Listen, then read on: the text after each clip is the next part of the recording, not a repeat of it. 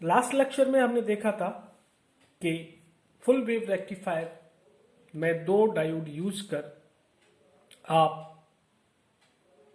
जो एफिशिएंसी है रेक्टिफायर की उसको बढ़ा सकते हैं। उस एफिशिएंसी का मान 81.2% प्राप्त हुआ था। आज हम जो रिमेनिंग जैसे रिपल फैक्टर, वोल्टेज रेगुलेशन इत्यादि जो है फुल वेव रेक्टिफायर्स के, उनका अध्ययन करेंगे।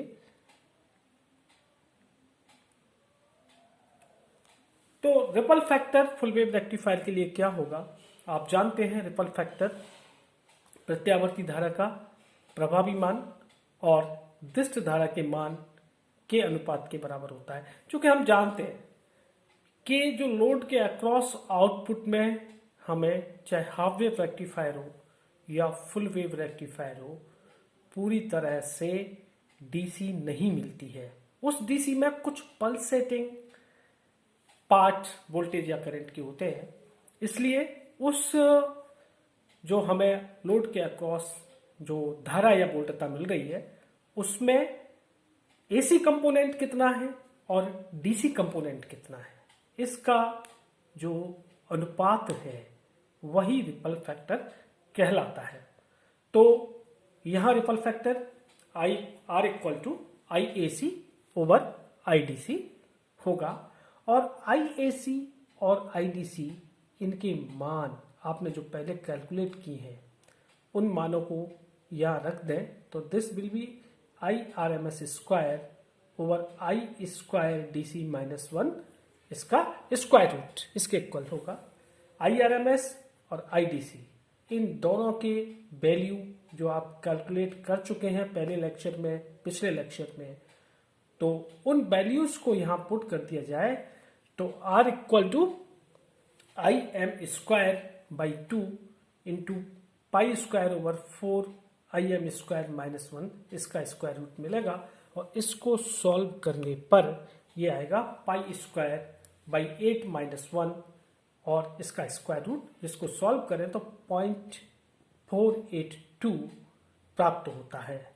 यानी कि फुल वेव रेक्टिफायर का रिपल फैक्टर आपको 48.2% प्राप्त होगा।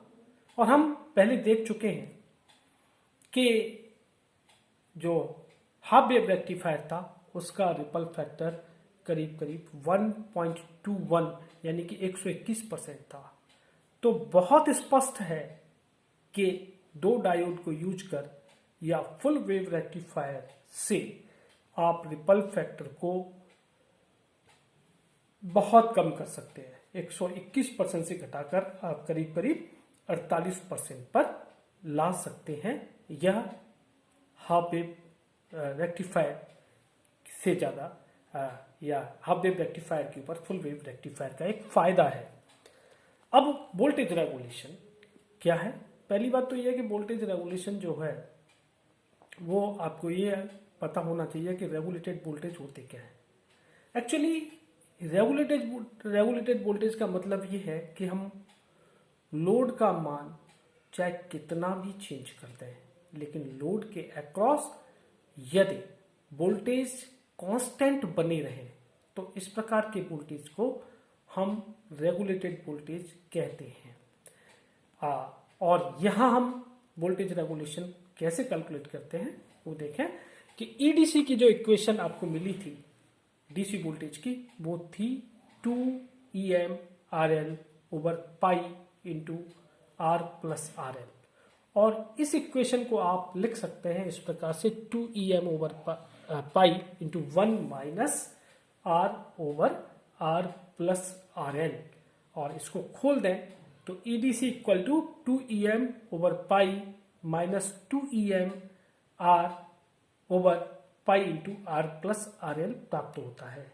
यह जो वोल्टेज इक्वेशन है, इस इक्वेशन को वोल्टेज रेगुलेशन इक्वेशन या वोल्टता नियमन समीकरण कहते हैं। तो आप देख रहे हैं इसमें फर्स्ट जो टर्म है, ये फर्स्ट टर्म का मान कांस्टेंट बनेगा। तो जो फुल वेव रेक्टिफायर है वो आप देख रहे हैं, ये जो वोल्टेज है इस वोल्टेज के लिए एक कांस्टेंट वोल्टेज की तरह से काम करता है। स्थिर वोल्टता E equal to 2EM over pi के समान काम करता है और जिसका आंतरिक प्रतिरोध R है। उस आंतरिक प्रतिरोध के अक्रॉस आपको इतनी वोल्टता मिल जाती है।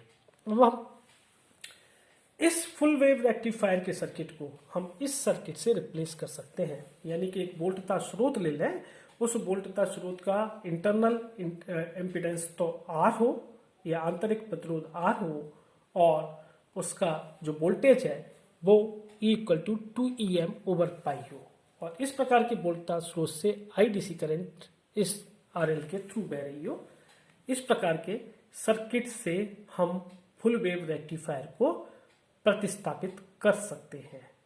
अब अपन देखें कि जब I का मान 0 हो, I का मान 0 होगा तो इस इक्वेशन से हम देखें ये जो पार्ट है, this part is of I EM over R plus R है, तो ये पार्ट 0 हो जाएगा। उस वक्त अपन को जो वोल्टेज मिलेगा वो मैक्सिमम वोल्टेज मिलेगा, EDC मैक्सिमम होगा, that will be equivalent to 2EM over pi.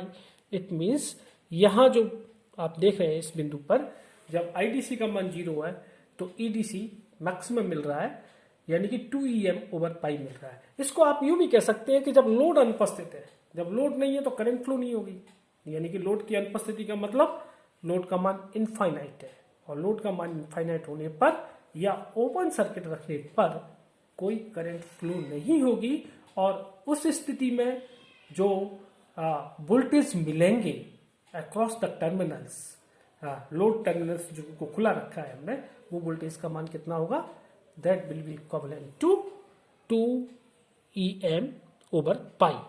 और इसको हमने कहा है नो लोड की स्थिति में आप कह रहे हैं वोल्टेज आपको 2EM ओवर पाई मिलेगा। और जब फुल लोड है तो इसी इक्वेशन से, इस वाली इक्वेशन से आपको जो वोल्टेज मिलेगा, जब फुल लोड मतलब RL लोड लगा हुआ है और R प्लस RL भी है, मतलब जब डायोड का रेजिस्टेंस और कॉइल का रेजिस्टेंस भी शामिल है, तब उस फुल लोड की स्थिति में जो लोड वोल्टेज, लोड के अक्रॉस जो वोल्टेज मिलेगा वो होगा 2EM over pi minus IDC R। इस प्रकार जो रेगुलेशन फैक्टर है उसको डिफाइन किया जाता है VNL minus VFL over VFL या EFL, जो भी आप लें।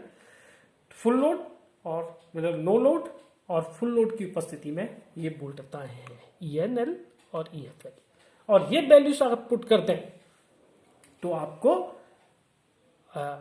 वैल्यूज पुट करें और उसको सॉल्व करें तो VR यानी कि वोल्टेज रेगुलेशन आपको R ओवर RL प्राप्त होता है। यह इस प्रकार आप voltage regulation full wave rectifier से कैलकुलेट कर सकते हैं और ये फुल वेव रेक्टिफायर का इक्विवेलेंट जो सर्किट है वो इस प्रकार दिखाया गया है। अब हम पीक इनवर्स वोल्टेज क्या है ये देखें। जब हाफ वेव रेक्टिफायर में फुल वेव रेक्टिफायर में जब कोई भी डायोड कंडक्ट कर रहा है, इट मीन्स जब उसे करंट फ्लो हो रही है तो उसके एन टर्मिनल पर वोल्टेज कितना है मिलेगा प्लस EN, और उसी समय जो पी टर्मिनल है, आप जो फुल वेव रेक्टिफायर है उसका सर्किट देखें, उस पर मिलने वाला वोल्टेज कितना होगा माइनस EM होगा। और इस प्रकार इन दोनों वोल्टेजेस का डिफरेंस जो है EM माइनस EM यानी कि 2EM प्राप्त होगा और पीक इनवर्स वोल्टेज आपको 2EM के बराबर मिलेंगे। तो इस प्रकार फुल वेव रेक्टिफायर में पीक इनवर्स वोल्टेज 2EM होते हैं, जबकि हाफ वेव रेक्टिफायर में यह EM होते हैं। तो हमने फुल वेव रेक्टिफायर के बारे में आपको सारी चीज़ें डिस्कस कर दी हैं, आपको नोट्स भी दे दिए गए हैं, आप उन्हें ढंग से पढ़ें। और फाइनली मैं फुल वेव रेक्टिफायर और हाफ वेव रेक्टिफायर के बीच में एक तुलनात्मक अध्ययन आपको यहाँ टेबल में दे दिया है, सब कुछ पढ़ा दिया गया है, आप इसे भी देख लें कि फुल वेव रेक्टिफायर और हाफ वेव रेक्टिफायर में कंपैरिजन क्या है। इधर हाफ वेव रेक्टिफायर के सारे प्रॉपर्टीज कैरेक्टर्स लिख रखे हैं और ये फुल वेव रेक्टिफायर के कैरेक्टर है। हाफ वेव रेक्टिफायर में जो आईडीसी मिलता है वो IM ओवर पाई होता है। फुल वेव रेक्टिफायर में ये 2IM ओवर पाई होता है। इसमें रूट मीन स्क्वायर जो करंट है उसका मान IM/2 है, और इसमें फुल वेव रेक्टिफायर में ये IM ओवर रूट 2 होता है। एफिशिएंसी जो कैलकुलेट की थी आपको मैंने कैलकुलेट करके अभी बताई है। इसकी एफिशिएंसी जो हाफ वेव रेक्टिफायर है उसकी 40.6 और फुल वेव रेक्टिफायर की 81.2% होती है। रिपल फैक्टर 1.21 और इसका रिपल फैक्टर 0.448 होता है। इसी प्रकार इसमें जो आवृत्ति मिलती है वो जो इनपुट फ्रीक्वेंसी है, मुख्य आवृत्ति वो होती है इनपुट फ्रीक्वेंसी के बराबर होती है, इसमें ये डबल होती है। और ये देखिए अर्ध तरंग दृष्टकारी के ट्रांसफार्मर के द्वितीय कुंडली में धारा केवल एक दिशा में प्रवाहित होती है, जिसके कारण ट्रांसफार्मर का क्रोध संतृप्त हो जाता है और इससे शैथिल्य ह्रास में वृद्धि हो जाती है। यानी कि जो आप हाफ वेव रेक्टिफायर में देख रहे हैं, धारा एक ही दिशा में उसकी वजह से क्या होगा, आपका करंट एक ही दिशा में, तो ये जो क्रोड है वो हीट अप हो जाती है, जिससे हाइस्टेसिस मिलता है, और जबकि इसमें ऐसा नहीं होता। और हाफ वेव रेक्टिफायर में पीक इनवर्स वोल्टेज EM के बराबर होते हैं, जबकि फुल वेव रेक्टिफायर में यह 2EM के बराबर होते हैं। और इसी कारण फुल वेव रेक्टिफायर में जो डायोड है, डायोड और संधारित्र, डायोड दुगने जो अनुमतांक होता है, एक कैपेसिटी होती है डायोड की, उसका जो वैल्यू होती है वो डबल लेनी होती है फुल वेव रेक्टिफायर में हाफ वेव रेक्टिफायर की तुलना में। Thank you.